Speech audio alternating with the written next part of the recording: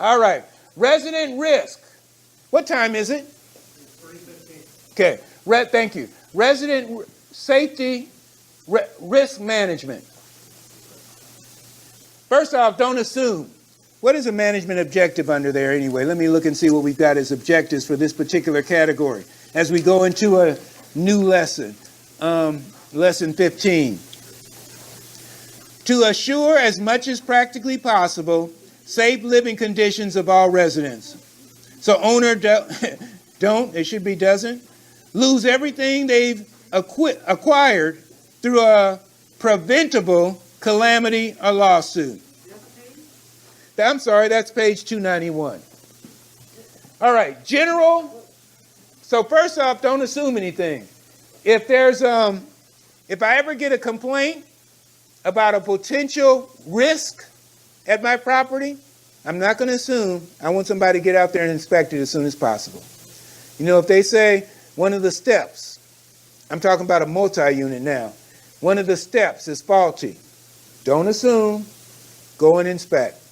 Not necessarily you, have somebody working with you or send somebody over there, but too many landlords have been slow to inspect a situation that could be a potential risk.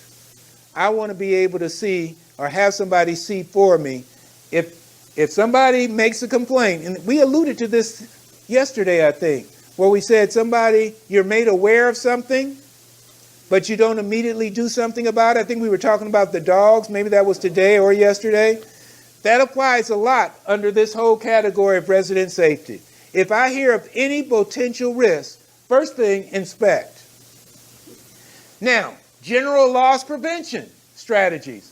When preparing a rental, check for safety issues. If you got a staircase, a handrail, that's one of the things we check to make sure it's not shaky, unstable, because we know that that's a potential problem.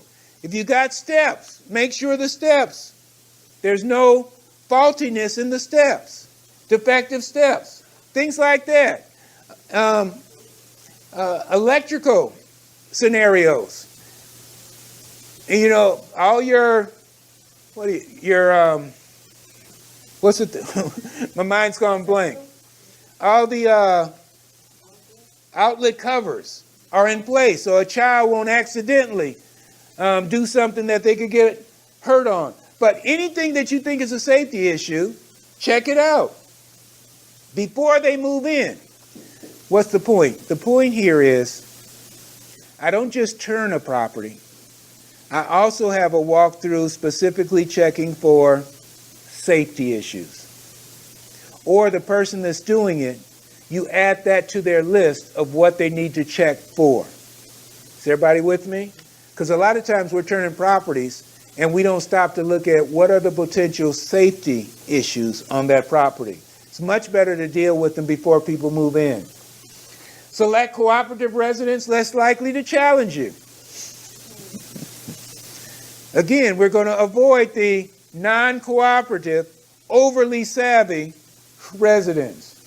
Set aside reserve account to have sufficient funds in an emergency or safety issue when it arises. I had a situation where somebody ran into a stairwell on one of my properties, the exterior stairwell. I mean, really hit it. They were at fault. We eventually got the money from the person through their insurance. But in the meantime, that stairwell needed to be fixed immediately because the person upstairs on the second floor could not go up and down. Huh? To that particular unit, yes. And so, because I had funds on hand, we could deal with it. If I didn't have funds on hand while I'm waiting on the insurance company, that would be a problem. That's another reason why you want to have reserve funds in place, so if there's an emergency situation, you can take care of it. Well, any of you in areas where there's snow? My area is not really that much snow, but I'm curious, those of you who have areas where there's snow, is it multifamily or single family homes you have? Single family, single family. So do you make the residents responsible for snow clearance, or do you do it? Most of them they're responsible. How come not all? I'm just curious. A couple are older. Are older? And so we have a son who does snow removal, so Okay. his generous heart will. You say his generous heart. But he makes our son do it, yes. Oh, okay. All right. Now, how soon after it snows do they do it? Normally the next day. Excellent. Okay. If you are in an area where there's snow and you say the resident is responsible, great. If you start doing it, though, as long as you continue to do it, you're good. But if you start doing it, you set a precedent. So if you don't do it one time and somebody gets hurt, you could be held liable. It's just a general rule of thumb. Okay? Have periodic safety inspections. So just like you walk through the property for safety issues, every now and then you want to check, or at least have the resident check, something as simple as smoke detector. I think it's good for you to check it every so often. Because every time there's a fire, folks, at least in my area, on the news, what is one of the things they always say? Was the smoke detector present, working or not? So that's a particular safety issue. We even have a smoke detector letter in here. I had a fire at one of my properties one time. And one of the first things they want to check was, is there a smoke detector? Okay? We had it in place. But because I saw that the insurance company wanted to know, not just the news and the insurance company, because it's a question of whether they would cover it if smoke detectors not in place. So because I saw, and I really hadn't thought about the seriousness of this before then. So we actually have a smoke detector letter that we use marking off that it's working at the time the people move in. They sign off on it, and the person who put it in signs off on it. And I would even suggest that once a year, you check it again. And if you want to make the resident responsible, I know of some landlords, they charge a fee. If they have to put batteries in the smoke detector when they do it, they'll charge $15 or $10 or $20 to put in new batteries when they go and do it if it's needed. But check to see if it's working. That's one example of a periodic safety inspection. Are any of you in places where they're now asking you to do the carbon? What is it? Carbon monoxide. Yes? Just 1, 2, 3? Okay, you say it's inspected each year to check it? Yes, you have to have the carbon monoxide, or you must have the permits inspected by a certified contractor. Or you must have the permits inspected by a certified contractor each year. Okay, lease enforcement, event. You know, I can't overemphasize this. People who give you headaches, who are problems, if they give you problems on a regular basis, they are the very ones that's most likely going to give you a big problem sooner or later. Word to the wise, folks. If you got somebody who's, and I'm not talking about a little picky, that kind of thing. I'm talking about somebody who's a problem, where they're doing things in the apartment like, you know that they're running water on a regular basis in excess, or they're continually having battles with the neighbor. They're continually parking where they're not supposed to park, and it's causing friction with neighbors. They are excessively complaining about issues in the property, excessively complaining. These are the very ones that sooner or later something's going to blow up. And you're going to wish that they weren't there. I'm suggesting to you, if somebody starts to become a real big headache, get rid of them. Don't turn the other way and hope that they get better. I told you earlier, we rate our residents. If they're a number one, our focus is get ones out of there. If they turn into a one, get them out, because sooner or later, it's gonna come back to bite you in some form or fashion. Whether they do a lawsuit against you, whether they contact the city against you, whether they do extreme damage to your property. People who are a problem, it's not good people that have big problems. 99% of the time, it's those that have already given you warning signs that they're a problem. So I'm just sharing with you, don't ignore people if they are becoming a serious problem, because it's only a matter of time before that serious problem is one way out of the league you want to deal with.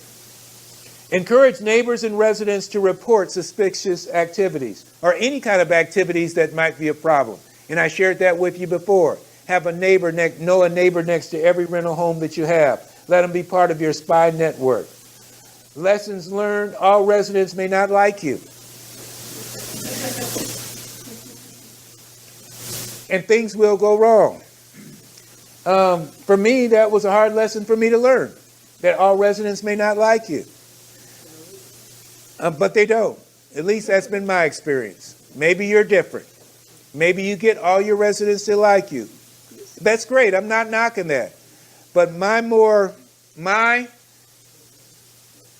experience over many years has been that even if residents seem to like you,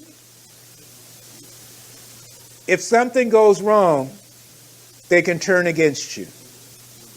Not that it's something personal, but they're not going to be they may not be on your side as much as you think they are. I'm saying all that to say this. I want to be nice to people, but at the same time, I'm not going to give them any extra breaks, because I know once it gets to some point where something goes wrong, at that point, may not give me extra breaks. Maybe they were just acting like they liked me, but they really did not like me. I hope I'm communicating what I'm trying to. Because it's a lesson where I was kind of shocked when I started to realize, I'm doing all this to make positive win-win, but then the moment something goes wrong, everybody doesn't respond in a like term to me. So now I know that going in, so I don't become overly friendly with anybody. I don't do anything that I shouldn't do, because I don't want to give anybody ammunition to use that against me when it's something about the situation that they don't like. Very important. Don't do anything that you don't want somebody to know that will come back to bite you. Because if something goes wrong, everybody's not going to respond to you the way you think that they might. And things will go wrong. I do my best so that things don't. I still believe in having a servant attitude, because I do think it reduces the chances that somebody will sue me. But every now and then, it may still happen. And so be careful. Be careful. You're the manager. Use a nickname. Assistants. I'm the assistant manager, not just the manager. We talked about using a nickname. Periodically review your laws. Have enough insurance coverage. Hold on. Have enough insurance coverage. Umbrella policy is a good thing to have. Not just the main insurance, but have umbrella insurance. Have a plan of action for any emergency that might come up. What might be an emergency? Do you know what you would do right now if somebody died in your property? Well, that's under the same category. In other words, it's something totally unexpected. Dumped a ton of water in the property. That's an emergency. Okay, who dumped a ton of water? The heat pump. The heat pump? The water heater. Oh, the water heater. Okay, that is an emergency. Okay, that's a good example of emergency. So what would you do? Ceiling cave in. That's an emergency. What would you do? And that's what we're talking about here. Have a plan of action for what you would do. Maybe not a death, but what would you do if somebody called and said there's been an accident on your property and they're blaming you for it? How would you respond? Okay, I'm not asking you to do that now. I'm just giving you examples of it, something that can happen on your property. And I'm not trying to scare anybody if you're just got one property. That's not my point here. My point here is, though, there will be emergencies or accidents that eventually may take place. And it's far better if you know what you're going to do now than wait till it happens. That's my whole point here. If you want to reduce your risk and keep your residents as safe as possible, you know, you even mentioned about a dog biting somebody. Well, that can fall under this category. If you got a call that a dog bit one of your residents and they want to blame you, how would you respond? And you say, Jeffrey, you can go on and on about this. Yeah, you can. So maybe you just put down some things that you know may happen. I'm just throwing out different things. But I think the point is, I want you to start to keep a list, even if it's a small list. Not just a list of what might happen, but what you would do if it did. Somebody tell me, she mentioned a water heater. Somebody else give me an example of something, an emergency, just so we have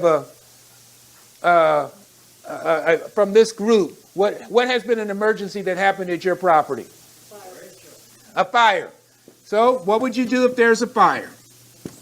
Do you have a 911? Okay. Do you already have a, what's the term, restoration? There's another word there. Disaster restoration. Okay, do you already know of one that you would contact? When I had a fire on one of my properties, I didn't have one. I didn't know one at the time. Luckily, the one that I did utilize, things worked out. But I'm taking a risk, folks, because all of them, restoration companies, are not the same. And the thing about it, when it happened on my property, all of a sudden I'm getting calls from restoration companies. And here it is. How do I know which one, is really one I should utilize? I'm trying to remember now if more than likely, because this happened about 8-9 years ago, 10 years ago now, more than likely, I called a few other landlords to say, had you used one of these? And I probably did that and went with the one that one of my landlord buddies recommended. The insurance company didn't recommend one? Oh, sure they do, but they might not be choosing. They did, but they might not be choosing the best one. Which brings up another point. She said the insurance company didn't recommend one, or did recommend one, which they did. But in terms of insurance companies, when they're doing their assessment of how much money they're going to pay you out, I'm so glad that I contacted, what's the term? The guy who works for the insurance adjuster. Assurance adjuster, that's working for me. I didn't just go with what the insurance company said that they would pay. We contacted an insurance adjuster who looked at things and said no, and fought on my behalf to get a higher amount. All right? So in case you're not aware, you don't have to go with what the insurance company says. You can have an insurance adjuster take a look at the situation. How about a fire? Somebody give me a couple of others. Emergencies that may occur. A storm, a serious storm. And I guess storms are different in different parts of the country. In my area, hurricanes, also in this area for that matter, but hurricanes can happen. So do I know what do I do when a hurricane's going to happen? What do I do when it's a very cold? Now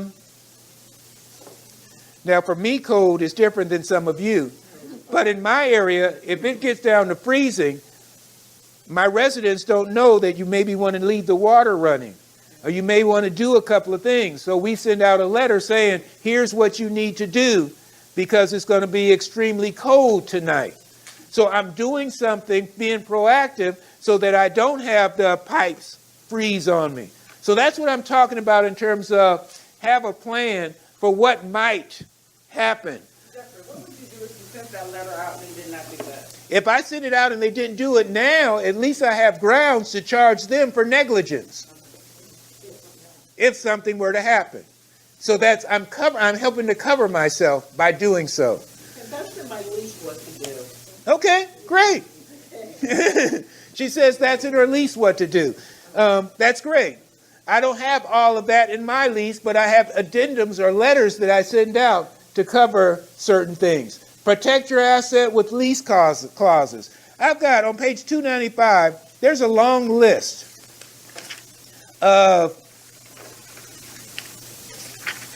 things you can do with your lease to better protect yourself. Authorized contractors only. Again, I'm on 295. How does that protect me from an asset protection standpoint? How's that keeping me, how's that helping me out? If they're only using approved contractors, I don't have some jackleg person doing something on my property that might hurt me in the long run. And your insurance won't cover it if they use uninsured people. Okay, and insurance won't cover it if they use uninsured people. Licensed people. Broken windows and doors are fixed immediately by management but charged to the resident. There's a theory called broken window theory. But if window breaks, if you don't fix it immediately, chances are that another window's going to break soon. Don't sit around and wait for your resident to get the window fixed on your single-family homes. Go ahead and fix them and invoice them for the charge. Even though your lease says they're responsible for fixing it, or actually it should say they're responsible for payment of it, not fixing it, I go ahead and fix it immediately because I know that it's a good chance another window will end up breaking if the first one breaks. Chargeback discount for a lease violation. Okay, what's happening here? Deduction for lower deposit or other concessions. Oh, that's what we were talking about yesterday, kind of. On the move-in, if you give a concession, a discount in any way to your residents, have in your lease that it's going to be charged back to you if you don't pay on time or take care of the property during the first year. Dogs, pet, be aware of what can void an insurance. Most of you know that many insurance companies have a list of dogs that would void the insurance. If you didn't know that, that is the case. So even though you want to accept somebody who has a pit bull, for example, some insurance companies say, no, that'll void the insurance policy. Early termination, release fee, and it goes on. Mildew. I address mildew in my property because I found that that's one of the biggest complaints that I used to get, where they're coming back to me saying, there's mold in the property. And they're ready to come sue me or ask me to get a mold test and all kinds of stuff. So we address mildew and mold in the lease and what you must do to avoid having that present in your property. Now, by the way, even though you have clauses, I'm well aware that even though you have clauses to help protect you in some of these things, there's no guarantee that it's always going to protect you. I understand that. But by not having it in there, clauses for certain things, you have no protection, no chance of it not hurting you. So I'm suggesting to you, with things that are on here, take a look at them, see if there's any categories where you need to address in your lease, because I'm saying to you, from an asset protection standpoint, which is what most of these things are talking about, you can better protect yourself. Tenant caused damages, minimum charges explained up front. And that's to reduce the chances that they will even do the damages to begin with. Preventive maintenance, payment allocation clause, only certified funds. Well, that's a good one. When you get paid rent up front, the first month's rent, get certified funds. But those are just examples of things that I do that have saved me money, help protect my assets, which is what I'm kind of putting under the whole category of saving me. I even like the term asset manager. I know of a few landlords that use that term. You know, they have a lot of buildings, and so they don't even call themselves a property manager. They call themselves an asset manager, where all they do is they make phone calls to the appropriate people when things need to be done. And then in terms of, are we on to the spot where it says forms? There's another one that I can't give you. I can't overemphasize how much this has helped me. In terms of asset protection, reducing my risk, adding to my cash flow, ending on a positive note. People are more likely to sue you after the fact if it ends on a very negative note. So I do what I can to end on a positive note. That's why I even talk to you about offering the bonus on move out if they help me get another person before move-in date. I'm doing that not just to create a win-win, but I also know the importance of leaving on a positive note. They're not going to refer anybody else to me if they don't leave on a positive note. I think I mentioned earlier in the training that, and if I didn't, I'll mention it now, I've had so many individuals after the fact have people contact me to rent one of our places because they heard from a former resident of mine, which ended on a positive note. Additional asset protection strategies. I mentioned LLC as one example. I'm not here to talk about LLCs, but I will share this with you. It's, in most cases, be careful with what I say, in most cases, it's not to your advantage to have properties in your own name. I'm not an asset protection specialist. I'm just suggesting to you, when you're talking with an attorney, when you're talking to someone who's familiar with asset protection, if you own property in your own name, you might want to consider looking at other ways to put that other entities to put that name in. One that's used often by landlords are an LLC. Some people say, well, if you do an LLC, you got to make sure you have the right operating agreement. Yeah, you do. You got to make sure that you're doing certain things a certain way, because if you don't, it'll be easy for somebody to, what's the term that's used? Pierce the veil. I've got a friend named Lee Phillips, who's an asset protection attorney. On my website, I think it's under freebies. I don't know if it's under freebies or not, because there's a small charge of $19.95. But he'll give to you, if you pay for it, for $19.95, a sample operating agreement that you can use to compare to the one that you're using. Or if you don't have one at all, he says use that one as a start. He highly recommends it instead of just contacting one of these internet websites to create your own LLC operating agreement. Again, I'm just mentioning another resource to you. Okay, websites or resources, that one I'll just refer to, operating agreement. Forms, emergency calling list. All right, here's who you call, here's who I call, here's who our assistant calls if there's an emergency. Accident incident report. If there is an accident on our property, here's one of the first things we do. Page 297, we get this information. So when I'm talking to you about, okay, Jeffrey, you say, what do you do? Well, one of the things we do is we gather information. If there's an accident on the property, if there's an incident on the property, one of the first things we do is gather information. Next one, resident release for use of recreational items. So if there's a pool, a swing, a jungle gym on your property, have your resident sign that you're not going to be held responsible if there's something wrong. A lot of landlords just take that out of there. They don't want to have any kind of pools or jungle gyms or trampolines on the property because it's a potential risk. Safety letter, as part of our management program, we make regular inspections.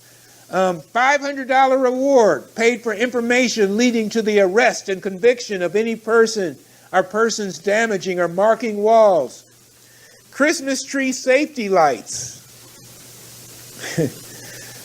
That's a letter that a landlord shared with me that he sends. He says he had a fire from a Christmas tree. So after that took place one time, he still permits his residents to have Christmas trees, but he sends them a letter on safety tips.